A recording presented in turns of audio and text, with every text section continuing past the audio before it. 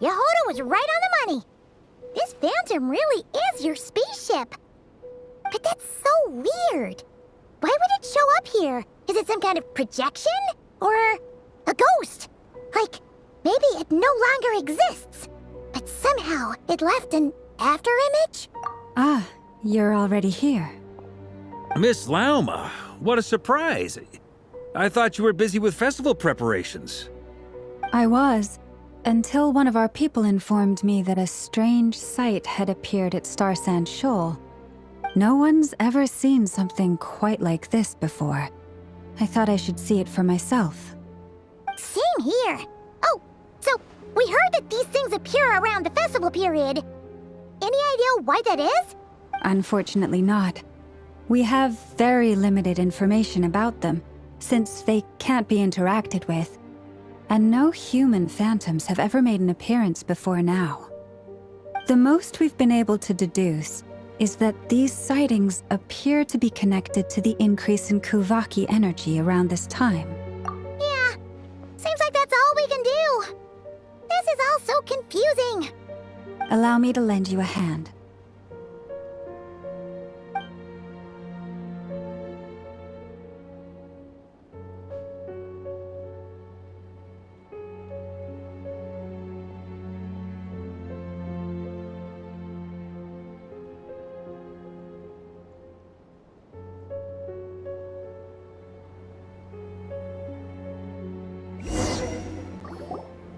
Everyone, our friend here should be able to provide us with some information.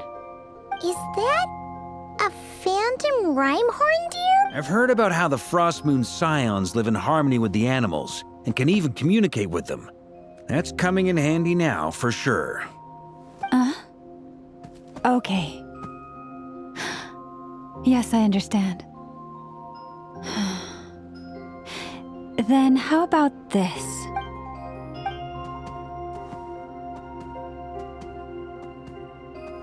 Oh, it's leaving. It appears to share our curiosity about this giant spaceship, so I asked it if it wouldn't mind investigating along with some friends. In return, I told it about some nearby spots where the wild fruit grows abundantly.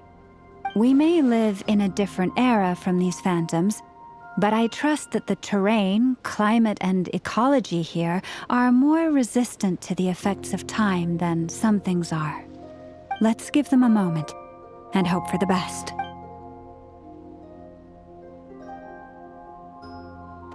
All back together? Must have been a lot of fruit. Indeed. Now let me ask them some questions.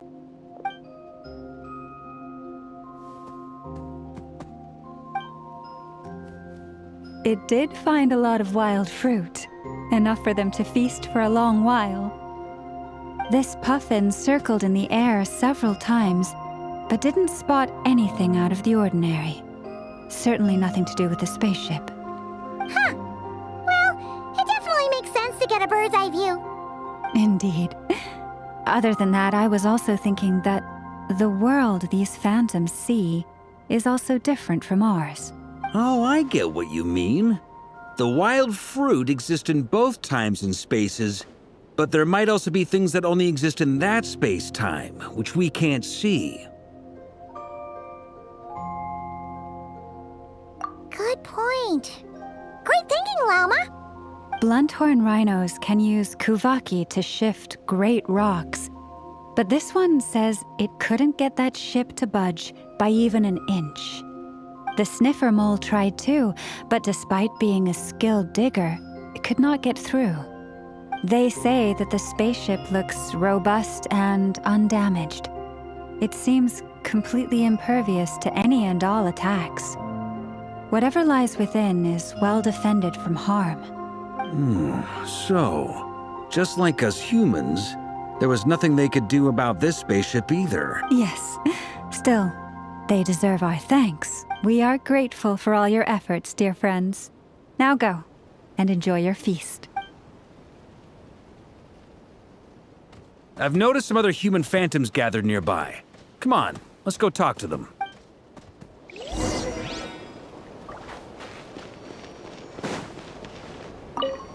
Those illusions and those people. It's all a little creepy, don't you think? Nah, all part of the festive atmosphere.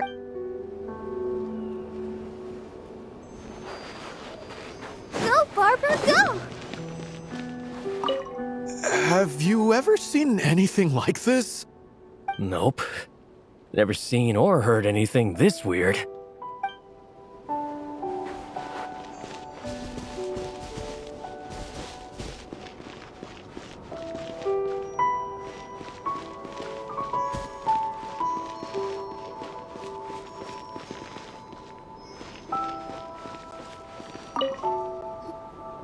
What is this thing? I've never seen it move, and there's no way to get inside. Goodness knows. My grandpa says it's been sitting here at least since his grandpa was still alive. What about his grandpa? Did he say anything to your grandpa's grandpa about it? Huh? I don't know. In all likelihood, it was here back then too. Hard to imagine something this huge could move. Guess that means that as far as they're concerned, this ship's been around a long time.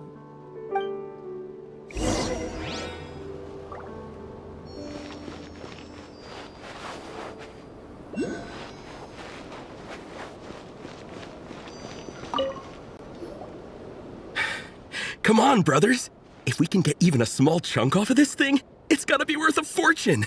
Today is the day we strike it rich. Huh? You mean Paimon? Yes, brother, I shall join you. Let's make our fortune. We should go with them. What the? This thing is crazy tough. I can't even scratch it. What's it made of? Sorry, brother. Looks like we'll have to seek our fortunes elsewhere. Enjoying yourself? I was just seeing if I could influence this phantom's perception by playing. But nope, no dice.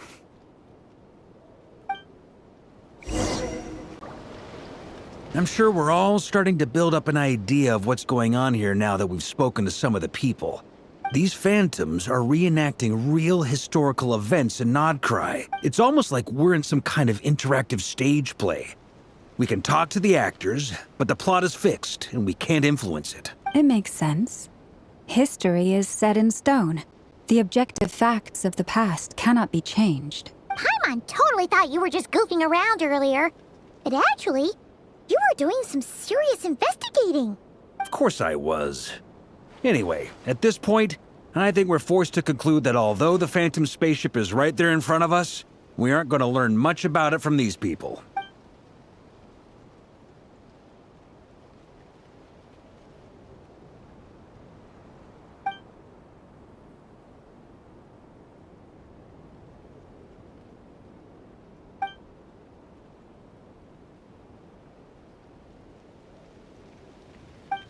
Don't be discouraged. If nothing else, this is proof of the ship's existence. And think about it. So many people tried to hack their way inside, but no one could get the door open. It's made of very tough material. To me, that says that we'll either find the ship itself or the story behind it. It's just a matter of time. Huh. Every now and then, when Varka gets serious, he actually does seem like Grandmaster material for once. I wonder how the others are doing. Let's head back for now. Sounds good. Also, drinks are on me if Team Knights of Favonius is the first to finish. Wait, we have a team name now? Am I in Team Knights of Favonius as well? You're very welcome to join. We've even got a cathedral ready for you. Isn't that technically blasphemy? You wouldn't dare make a joke like that if Barbados was in earshot. Nah, I'm sure Barbados doesn't mind a little harmless blasphemy once in a while.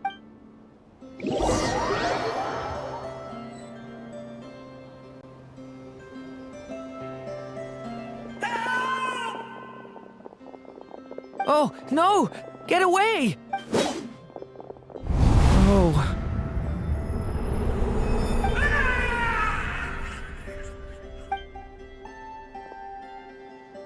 I know it's hard to stomach, Mr. Duran. But as I'm sure you've noticed, there is nothing we can do to intervene in that which unfolds before us. But we have to at least try.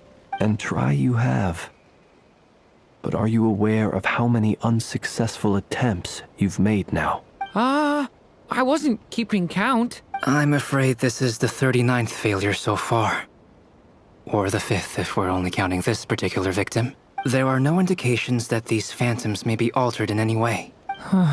You seem to have calmed down a little. I'll make us a fire. You should rest and have some water. Feeling any better now, Mr. Duran? May I ask a few questions? Be my guest. What exactly are we witnessing here? What happened to those people?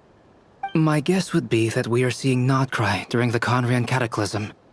Would that be accurate? Conria. That is correct. As you know, once the Abyss senses even the tiniest crack, it floods in and spreads like wildfire. There was a time in the distant past when it permeated all of Krai, causing immeasurable harm. The people paid a terrible price to heal this land. Then, 500 years ago, the whole of Tevat suffered an abyssal disaster. Once more, Krai was dealt a devastating blow. I see. In the face of the abyssal onslaught, all were like grains of sand tossed around by a tidal wave. Be they human, fae, or god. The moment you witnessed is but one drop in a whole ocean of catastrophe. All right. I guess that answers my second question, too. I wanted to know why there's nothing I could do to help them, and that's because what we are seeing is history. That would be my guess as well. As I understand it, history and fate are not all that dissimilar. The latter may be unseen to us, but both are immutable. Yes. Fate was determined long, long ago. I still have a couple of other questions for you, Mr. Flintz. You mentioned more than one abyssal disaster that has struck this land in the past. How can you be sure that what we're seeing is from the Conrian incident? And also, how are you able to stay so calm when you're talking about these events? From everything I know about you, you're not cold or ruthless, and you're not indifferent to the suffering of others. Alas, I am forced to show my age. I must be 600 or 700 years old by human measure. Wait, so you... One is not easily moved by history when one has witnessed the truth firsthand. I'm sorry. You needn't apologize. Your passion is a good thing to have. Treasure it, because someday you may find it in terribly short supply.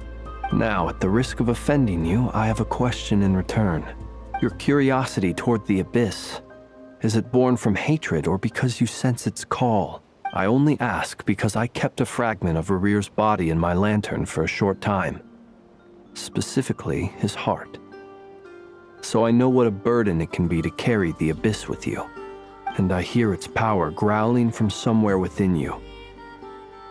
In my eyes, your mere existence is a miracle. My honest answer is... I don't know.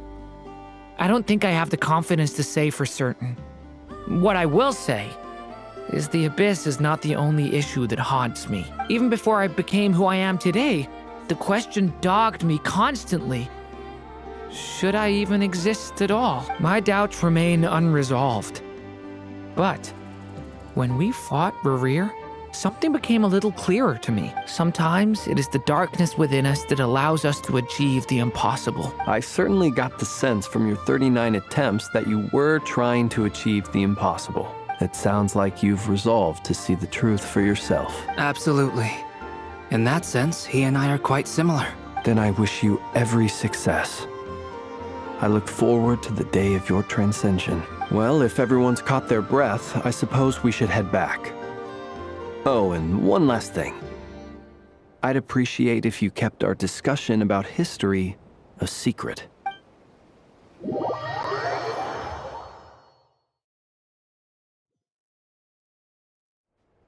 Incredibly, our separate investigations led us all to the same conclusion.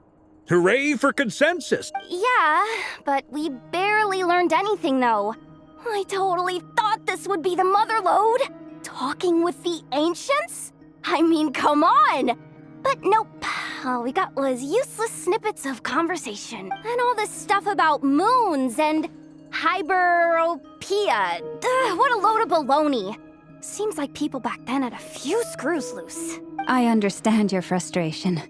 We found the same issue. Each phantom only showed a very brief moment in time. There isn't much value to be found in these miscellaneous fragments of a civilization's history, no matter how glorious it may have been. If there's a silver lining, it's that these phantoms are harmless to the present reality. They shouldn't get in the way of the festivities. Paimon agrees. And not just because it's the first thing she understood in this whole conversation. You look disappointed, Nefer. Is something the matter? What do you think? We all worked our tails off, but the only one to gain anything from it was you, Lady Moonjanter. Well, please do share the Hyperborean records with me. I will gladly inscribe them in our people's documents. Oh, duh! Yeah! That was it! Hyperborea! I'm serious. Only an expert in the Frostmoon Scions and their history can turn these records into valuable research material. The alternative is to let them gather dust on the Curatorium's storage shelves until the pages turn yellow. Nefer, you're wise enough to know that cooperating and sharing the profits is the best course of action here. Well, that goes without saying. Sure, let's do that. Huh? But didn't you say we aren't supposed to give out intel for free? Sorry. Shutting up. Now is not a good time to push Nefer's buttons. Anyway, back to Moon Prayer Night. I'm thinking that we should prepare something a little special, aside from the usual decorations and so on. You mean a parting gift? Can't go wrong with food. Although, does food go bad on the moon? Perhaps a lantern would be a better choice.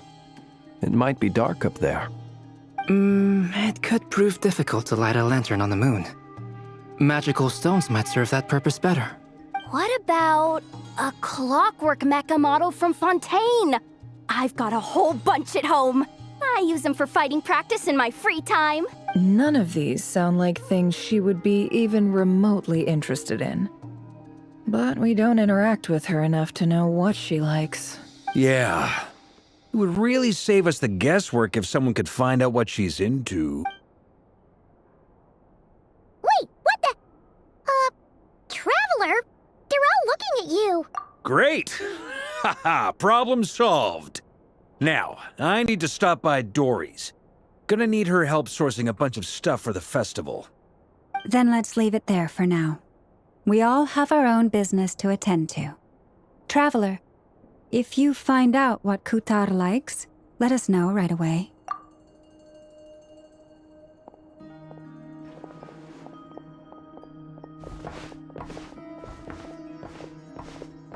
Is something the matter? I'm fine. It's just... I'm still feeling a little rattled after witnessing the horrors of the Abyss. But it's okay. This is something I have to work through. I'll be all right. Thanks for your concern. Well, don't put too much pressure on yourself. If you ever feel like something's wrong, physically or mentally, we're here to talk. Come on. Stop treating me like a kid.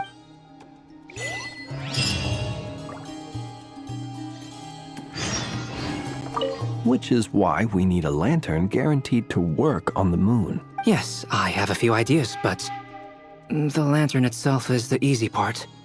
The real issue is how little we know about the lunar environment. Wait, you two are serious about this? Let's just say I'm intrigued by these shining magical stones that Mr. Albedo has mentioned.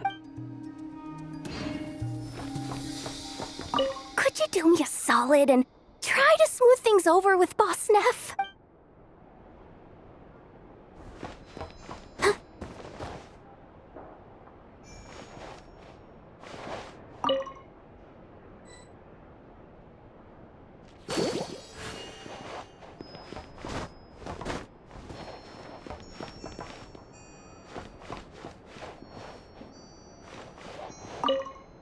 You should get going. It's important that we ascertain what Kutar likes.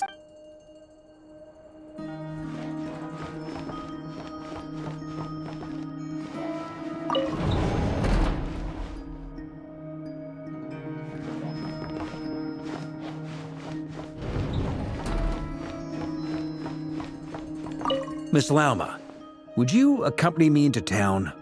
I think it'd be best if you saw the Frost Moon Scion's decorations for yourself. Very well. Let's go.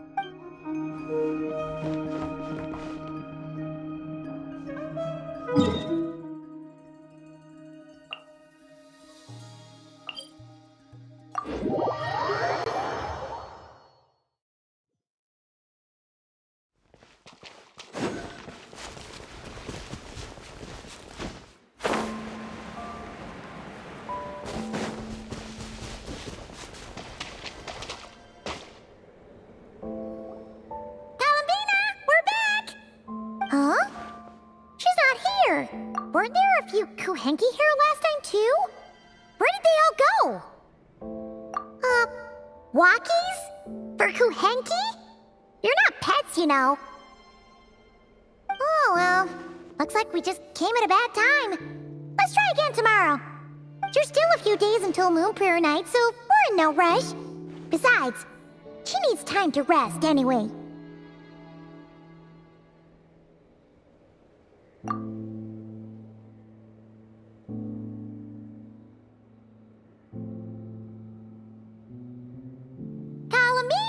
Are you back yet?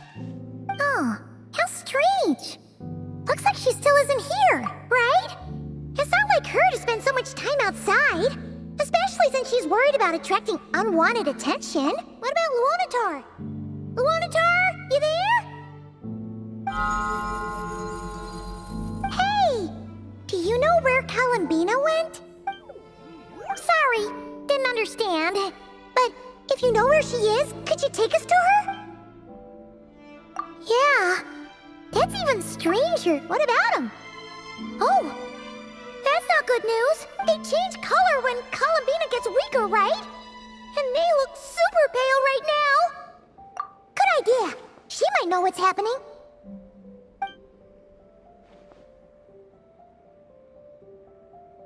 Llama!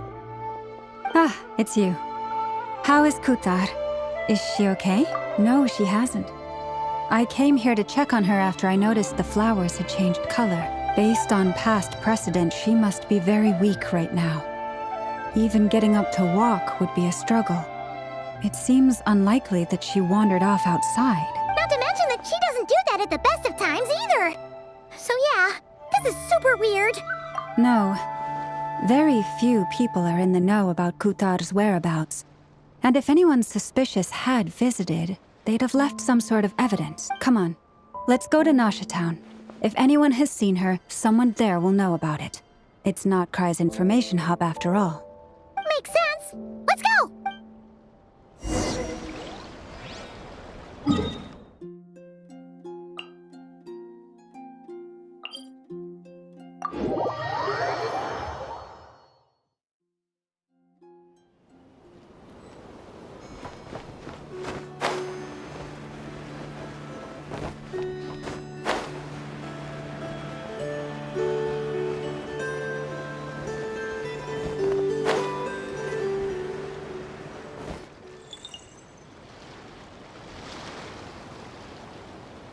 Moment. Is it just Paimon, or is this stall kind of suspicious? It's never been here before, right? No, I don't recognize it. Alas, your free and easy adventure time is over. Now, prepare to face the final boss of Nod Krai. Whoa! Where'd that voice come from? Not sure, but it's definitely hostile. No, not that way. The final boss is right here. The sniffer mole? That's the final boss? Surely not. Also... Okay, the jig is up. I'll stop teasing you. Turn around. I'm right behind you. It seems I've managed to leave quite an indelible impression, even though you've never seen my face. Ah, nothing could make a great mage more pleased with herself.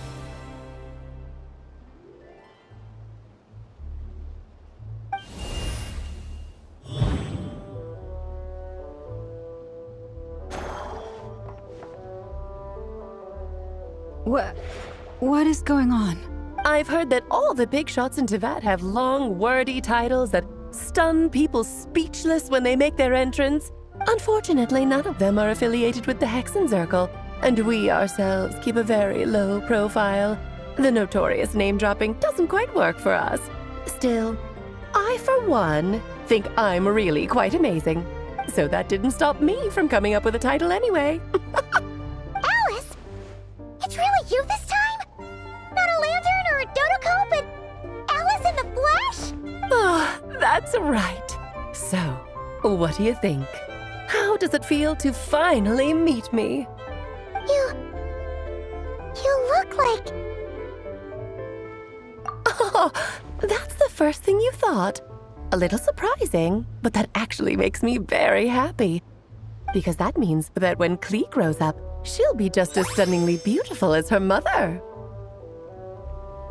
So she's a friend of yours? Kind of. This is actually the first time we've seen her in person. I see. Madam Mage, that was, quite a powerful entrance. I certainly won't be forgetting it anytime soon. It's okay, Lauma, don't force it. Paimon will do the honors. This is Alice from the Hexenzirkel. She's a friend of ours. And of Arcus, too. That's right. She's a good person, just kinda... unpredictable. Well, what is the human heart if not unpredictable? If we could not do as we please, how would we differ from machines? I am Lauma, Moon Chanter of the Frost Moon Scions. It is a pleasure to meet you. Oh, I know. Before you got here, I spent a good, 15 minutes getting up to speed on Nodkrai's present situation. In other words, I've read the whole in the last episode part, so we can skip the pleasantries. Fair enough.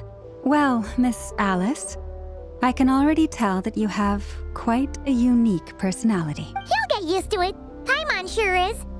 So anyway, what are you doing in Nodkrai, Alice? Oh, I thought I told you already. This time, I'm the final boss.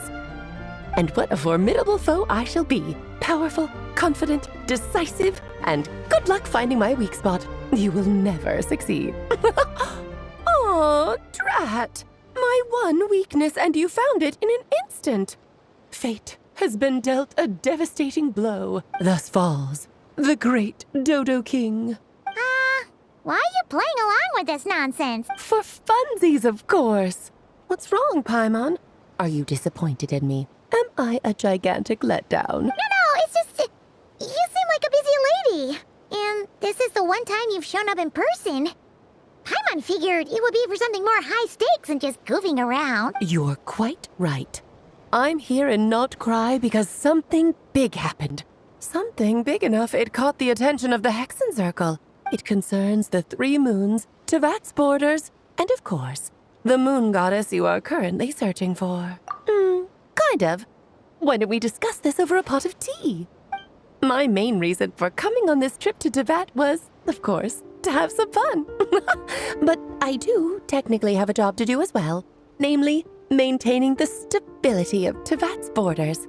I'll skip over the complicated parts, but to sum it up, abyssal energies are all that lie beyond Tevat's border. We'd find ourselves in a real pickle if they ever made it through, and the phantoms you've been seeing are a sign that the border has been disturbed.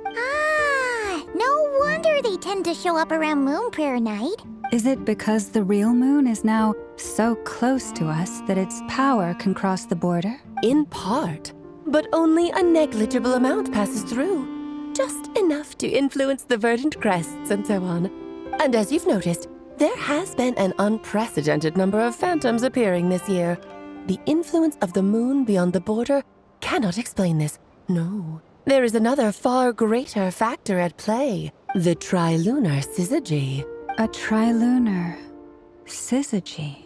Eons ago, before the heavenly principles came to Tevat, it was the then 3 moon goddesses who controlled the laws of this world. Oh, That's exactly it. The three goddesses split these powers amongst themselves, promising never to consolidate them into one singular body. This was meant to keep the world stable. But, fast-forwarding to the present, the eternal moon's marrow is with you, while the iridescent moon's marrow, which should never have appeared in this world, has been retrieved. Add that to the presence of a moon goddess in the flesh and... the power of all three moons is gathered here in Krai. There hasn't been an event like this since the War of Funerary Flame, and it's having a noticeable effect on Tevat's borders. Because I wish to give my darling daughter a peaceful, sunny environment to grow up in. Is that a good enough reason? Kinda sounds like you're dodging the question, but it does make sense. Well, that's one reason anyway, and the most important one. The others are a little complicated to explain. For instance, cleaning up after dearest Miss R. Albedo could tell you more about that if you're curious. But right now, I have a more important question to ask you. Why are you collecting the moon marrows? I see. Nicole told me about that legend once. Nicole? You mean meet Anne? Oh, so you remember. Yes, of course.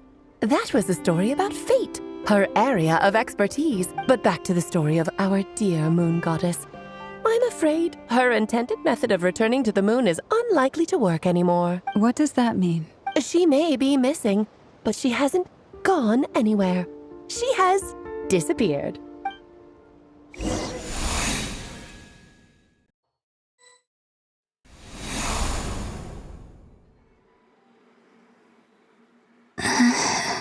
My body is so heavy. Wait, no. It's my mind that's heavy. My arms and legs are as light as a feather. What's happening to me? I feel drowsy, like I've been asleep for too long. Is it daytime or nighttime? Is the moon out? I think I'll go for a walk.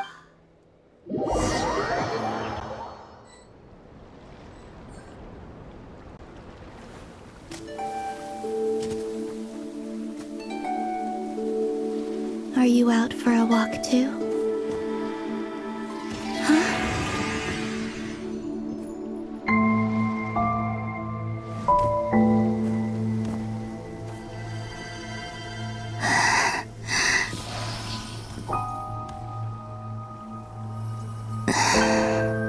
The day has come at last.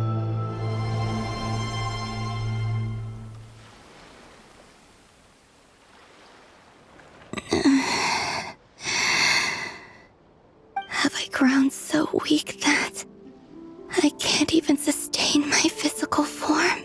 But Moon Prayer Night is nearly here. I was so close to returning home. Death is near.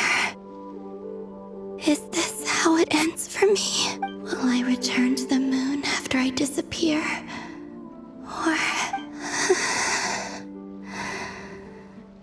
I don't want it to end like this. So far, at least, I still exist. Even if not physically, I can still feel, but as my power wanes, I'm sure that too will fade. I suppose I might take one final look at this world. The world where I was born.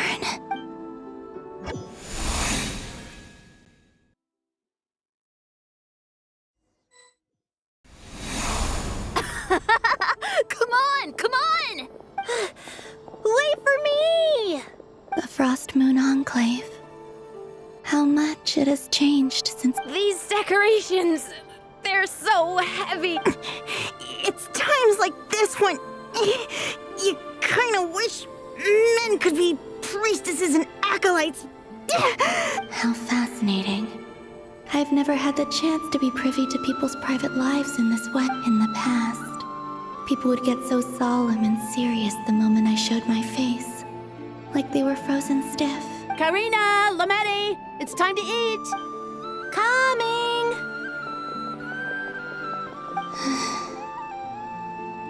like to watch them a little longer.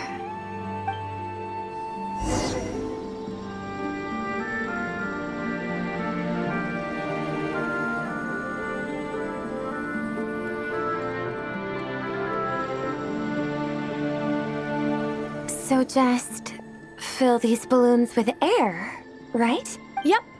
Try a couple now to test things out. The rest can wait till Moon Prayer night. Think fast. Rita! Teasing an acolyte of the Frost Moon Scions? Surely that's a punishable offense. Take this!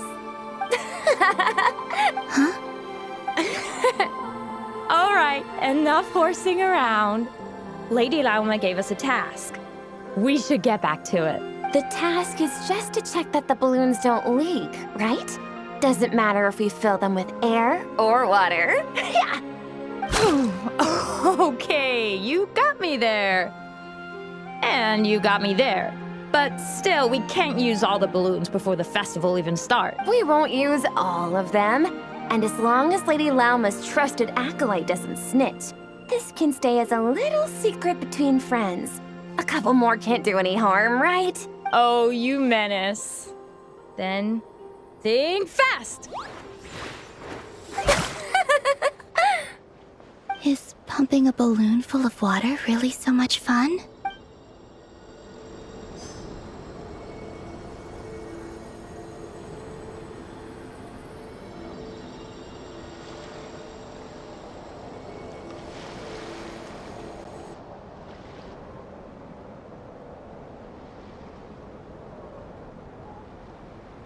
I'm sure you're both tired from playing all day. Come on, eat up.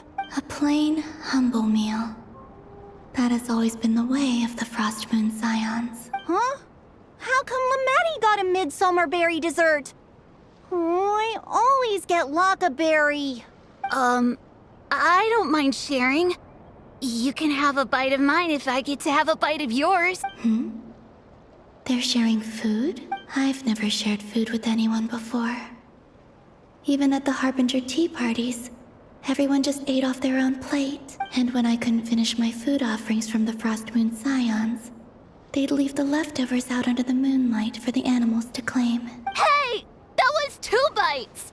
Oh, then you can have another bite of mine. Oh, you too. Oh, don't fret now. Here, have some of Granny's too. So this is what it means to be family.